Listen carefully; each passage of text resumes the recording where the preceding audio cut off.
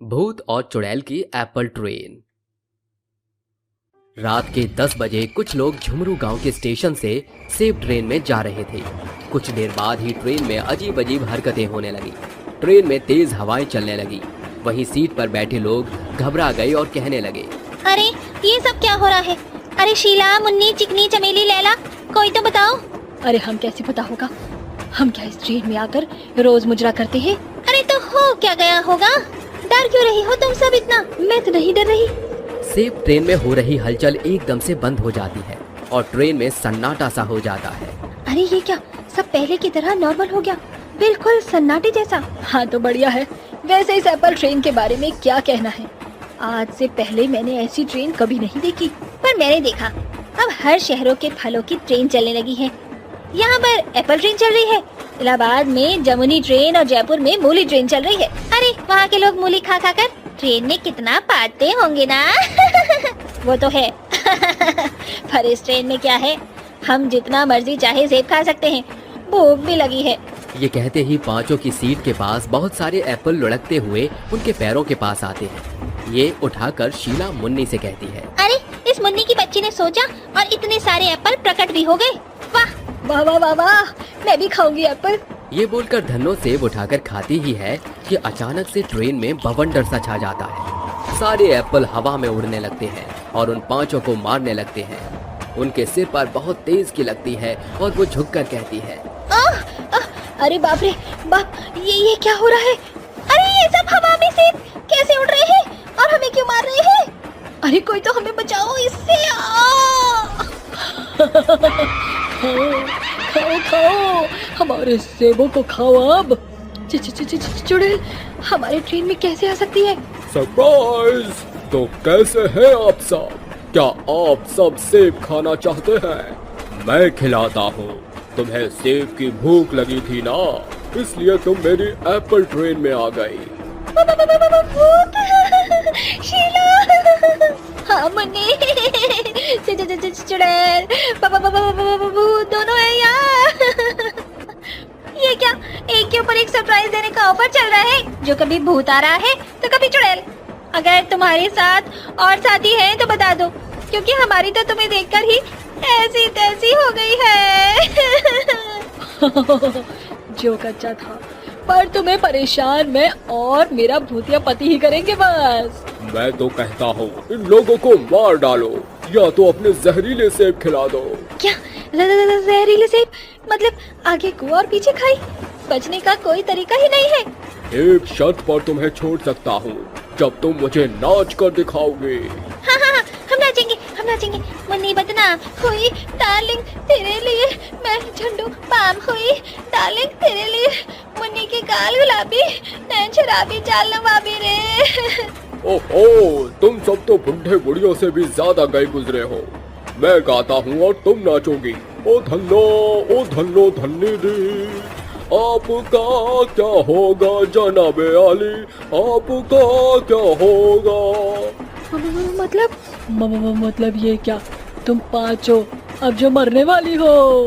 ये कहते ही चुड़ैल उन पांचों को जबरदस्ती सेब खाने के लिए मजबूर कर देती है, जिसे खाते ही वो पांचों मर जाती हैं और कहती हैं, आखिर मैंने इन्हें सेब खिला ही दिया, अब हम मचाएंगे आतंक। सही कहा तुमने।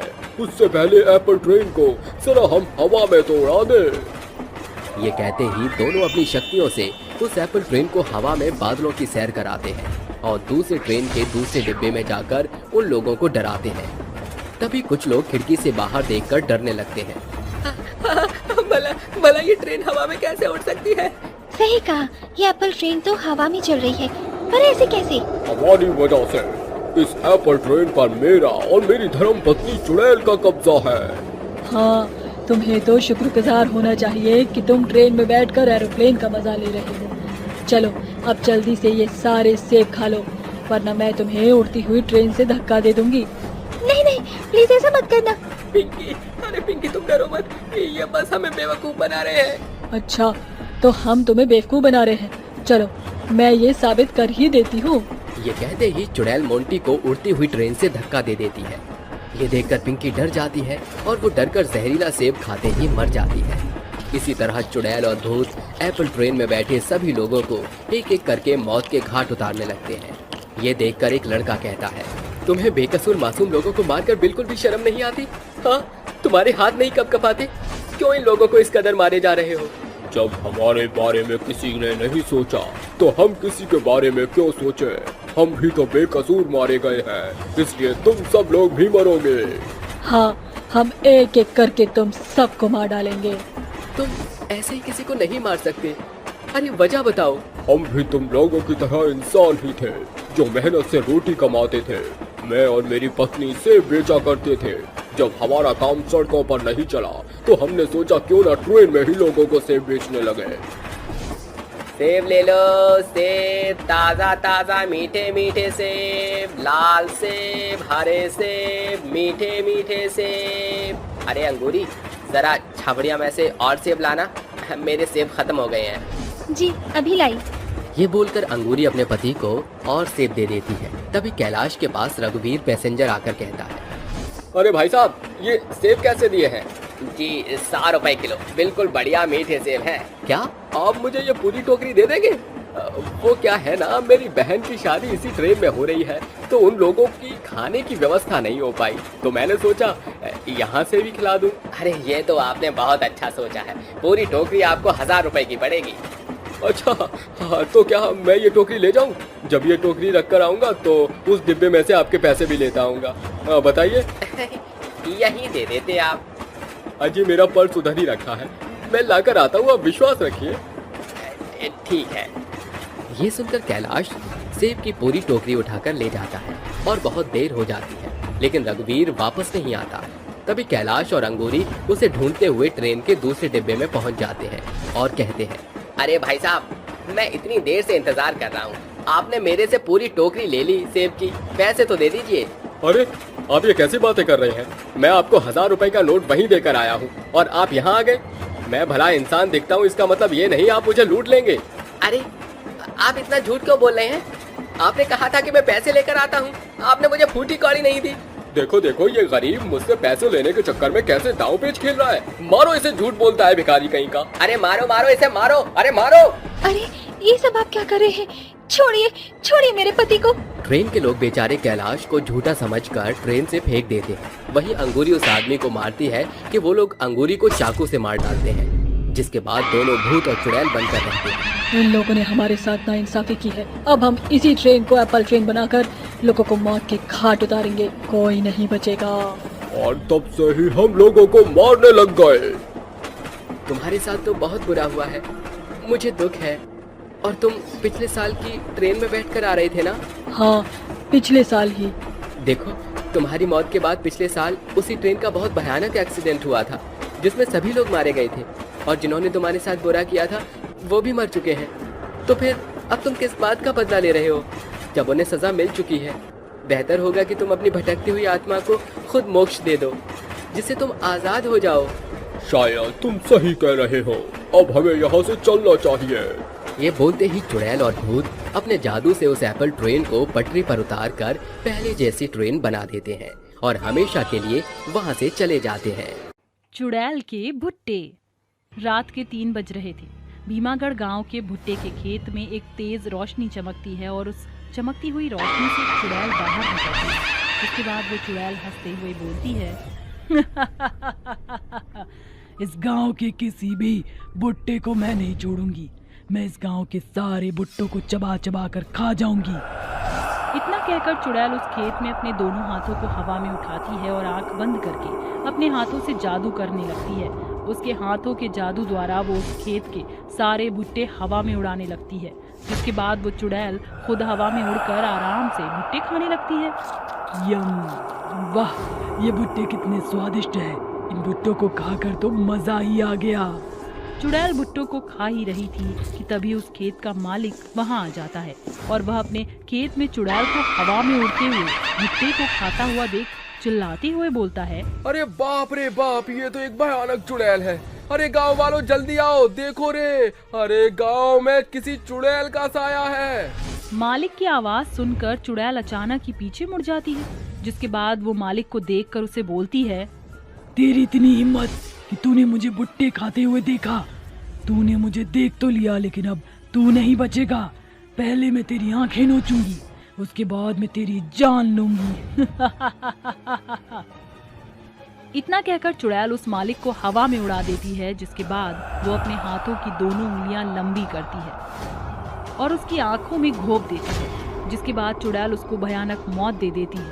इस तरह उस खेत के मालिक की मौत हो जाती है और चुड़ैल उस खेत के सारे भुट्टे खाकर वहां से गायब हो जाती है। और देखते ही देखते अब दिन गुजरने लगते हैं। उस गांव में आए दिन लोगों के भुट्टे गायब होने लगे और अगर उस चुड़ैल को कोई भी इंसान भुट्टा खाता हुआ देख लेता तो वह चुड़ैल उसको जिंदा नहीं छोड़ती। भुट्टों का खत्म होना और साथ ही साथ इंसानों के मरने की संख्या भी बढ़ती, ये देख सभी गांव वाले इकट्ठा होते हैं और आपस में बोलते हैं, आखिर हमारे गांव में भुट्टों की चोरी कौन कर रहा है? हमें इस राज से पर्दा हटाना ही होगा। आखिर कौन है जो हमारे गांव में भुट्टे चुरा रहा है? अरे यार, भुट्टे साथ में हमारे गांव के लोग भी मारे जा रहे हैं। आखिर इन सब के पीछे कौन है? किसका हाथ है इन सब के पीछे? जो भी हो हमें इसका पता लगाना ही होगा। और वैसे भी यहाँ इस गांव में जो भी मरता है और हमारे भुट्टे जो चोरी होते हैं वो रात के समय ही होते हैं। अगर हमें इन सब के पीछे का राज पता लगाना है तो हमें आज रात गांव में ही रहना होगा और ये देखना होगा कि आखिर कौन है जो इस तरह की हरकतें कर रहा है। सभी लोग अब रेनू की बात से सहमत हो जाते हैं और रात होने का इंतजार करते हैं। कुछ समय बाद रात हो जाती है और एक बार फिर चुड़ैल वहां आती है और गांव के भुट्टों को खाने लगती है। वो भुट्टों को बड़े ही चाव से खा रही थी कि तभी गांव के लोग वहां आ जाते हैं और उसे देखकर गांव वाले बोलते हैं, अच्छा, तो ये कोई इंसान नहीं बल्कि एक चुड़ैल है जो भुट्टों को चुरा चुरा कर खाती है। अरे आज हमने तुझे रंगे हाथ पकड़ लिया, अब तू नहीं बचेगी। मेरा क्या होगा और क्या नहीं ये तुम लोगों को नहीं पता, लेकिन तुम्हारा क्या होगा शायद तुमने ये सपने में भी नहीं सोचा होगा। तुम लोगों ने मुझे भुट्टे खाते हुए देख बहुत ही बड़ी गलती कर दी। अब तुम लोग जिंदा नहीं बचोगे। तुम लोग मेरे भुट्टों को मुझसे नहीं छीन सकते और अगर किसी ने मुझसे मेरे भुट्टों को छीनने की हिम्मत करी तो मैं उसे बेरहमी से मारूंगी। गांव वाले और चुड़ैल बात कर ही रहे होते हैं कि तभी उन गांव वालों के बीच से मोहित, रोहित और रेनू तीनों दोस्त बाहर आते हैं और उससे बोलते हैं, आखिर तुम कौन हो और हमारे गांव के लोगों को इस तरह बेरहमी से तुम क्यों मार रही हो? अच्छा, तो तुम लोग आ ही गए। तुम लोग मुझे कैसे भूल सकते हो?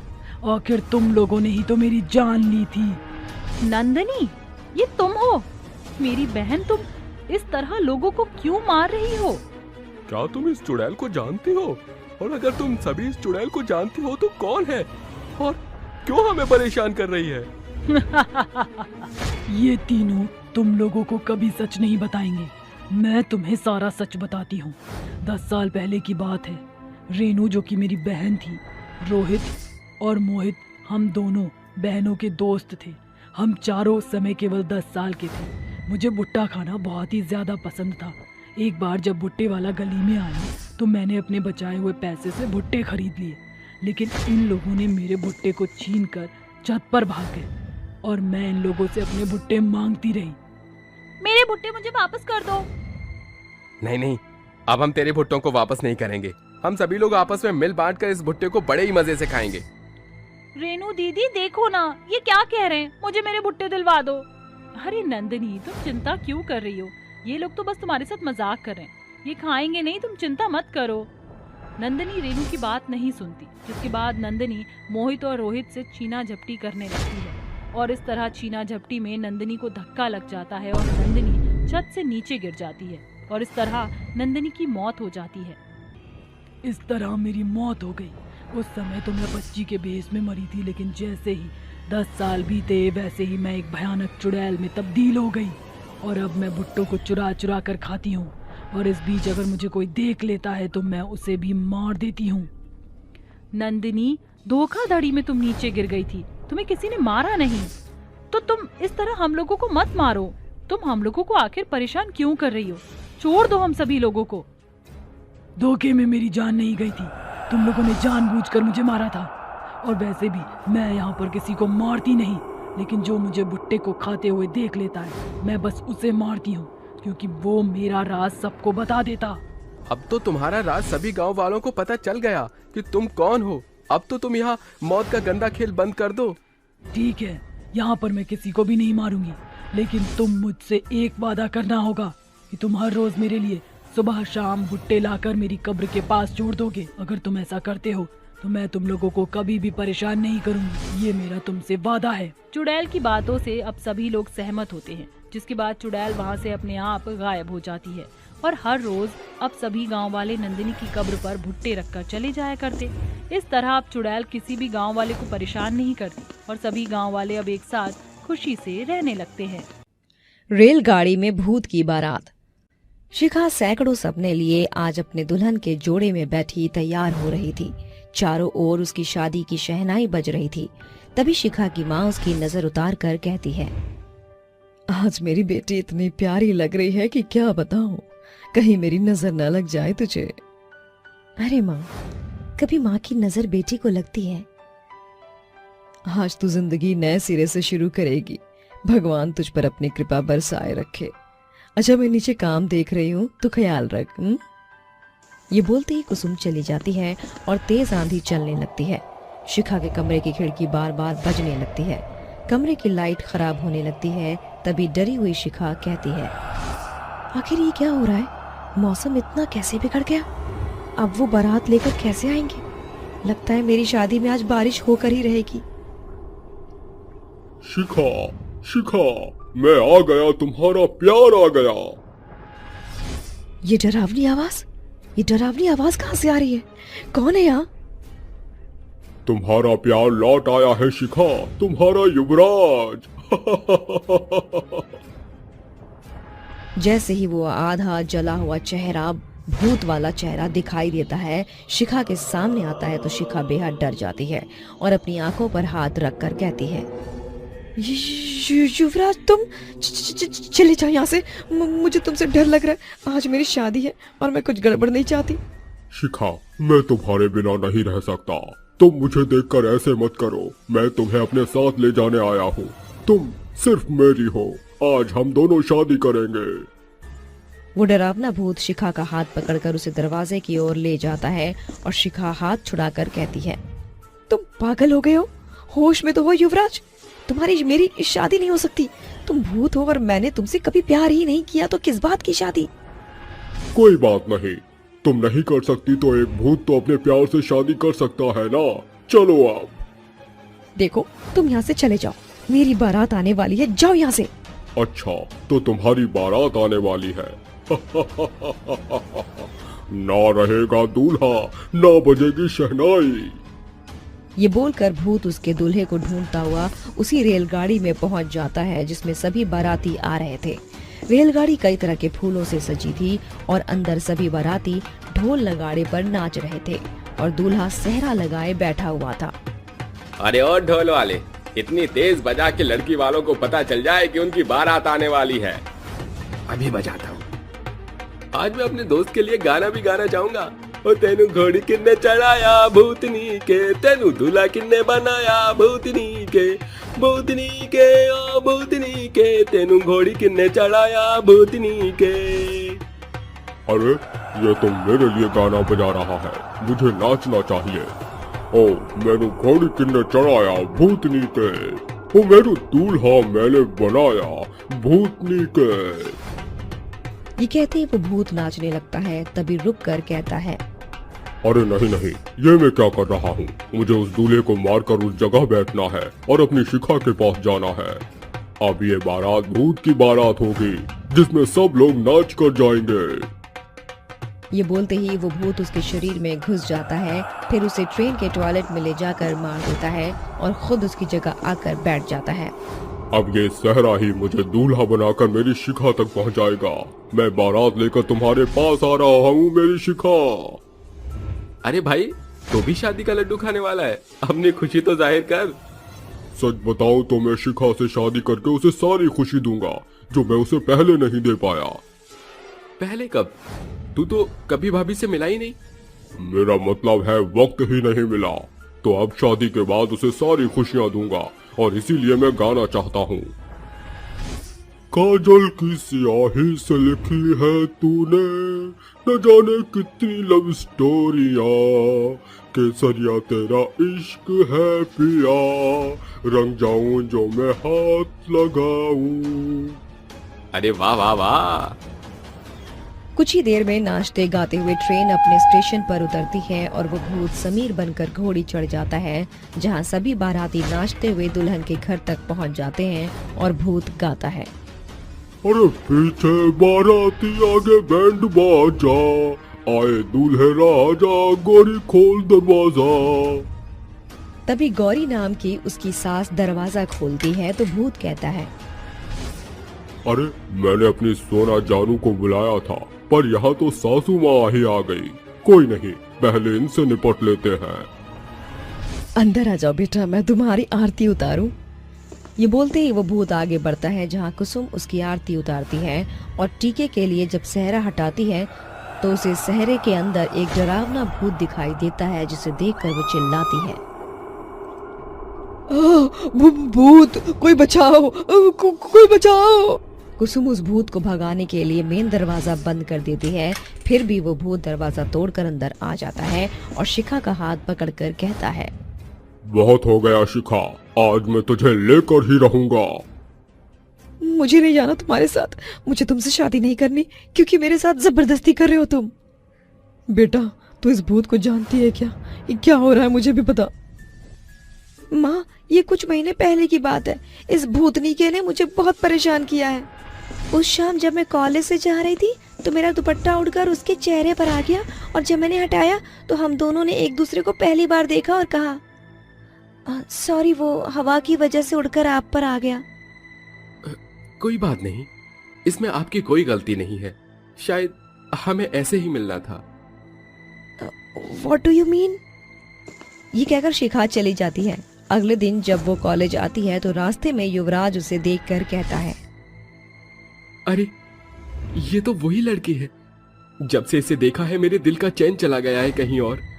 इसका नाम क्या है? अरे शिखा, शिखा रुक, मैं भी आ रही हूँ। हाँ आजा आजा, यही खड़ी हूँ, बस आई नहीं अभी तक तो मैं चलने लग गई। अच्छा। दोनों साथ जाती हैं कि युवराज उनके सामने बाइक लिए आ जाता है और कहता है, हाय शिखा, आई एम युवराज, तुम्हारी कॉलेज का ही हूँ, आओ तुम्हें ड्रॉप कर दूं।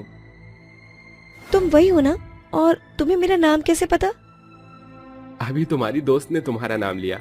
यार मैं तुमसे बहुत प्यार करता हूँ, आओ मेरी गर्लफ्रेंड बन जाओ। दिमाग खराब है क्या तुम्हारा? एक दिन में भला किसी को कैसे प्यार हो सकता है? शिखा ये पहली नजर का प्यार है और मैं तुमसे शादी भी करना चाहता हूँ। तुम्हारा दिमाग सटिया गया है क्या?